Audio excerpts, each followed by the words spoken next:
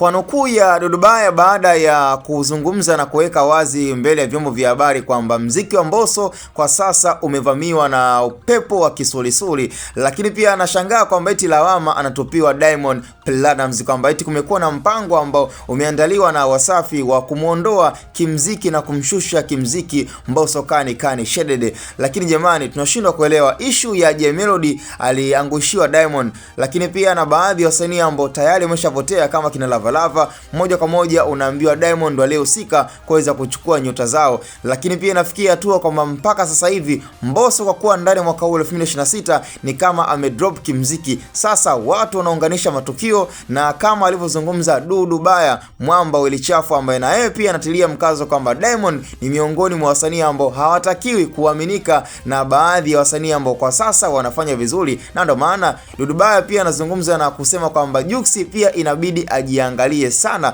kwa kuwa msanii ambaye amekuwa kufanya naye collab Diamond kwa muda mrefu, yani msanii huyu akija akiacha kufanya kazi na Diamond basi lazima atakuja kupotea. Na ndio maana pia wakatolea mfano msanii kama Lava ambaye alikuwa anapendwa sana na Diamond na alikuwa anafanya collab za kutosha, lakini mwisho wa siku hakuna mtu ambaye alitegemea na kujua kwamba Lava atakuja kupotea kwenye game. Lakini pia msanii mwingine ambaye pia kwa sasa tunaona kabisa kwamba pia kuna changamoto ya issue ya kupotea kwenye mziki ni Jay Melody. Pia baada ya kufanya collab ya Mapoz, basi unaambiwa moja kwa moja matukio hayo yote watu wameunganisha na wanaweka kuwa ni kitu kimoja, na ndio maana kwa sasa wanazungumza kama Mbosso kani, yani akijichanganya basi huu mwaka utakuwa ndo mwaka wake wa mwisho. Lakini kwa sisi ambao tunaamini kwenye kipaji cha Mbosso uwezo wake ni mkubwa, na kwenye hizi harakati za kuibiwa nyota, na imani kabisa kwamba wasanii ambao tayari wote wametoka WCB ni wasanii ambao pia wanajua each and everything, yani ndani na nje wanajua changamoto na wanaelewa kabisa kwamba yale ambayo yamekuwa yakihusika katika lebo ya Wasafi. Hivyo kama ni masuala ya kishirikina,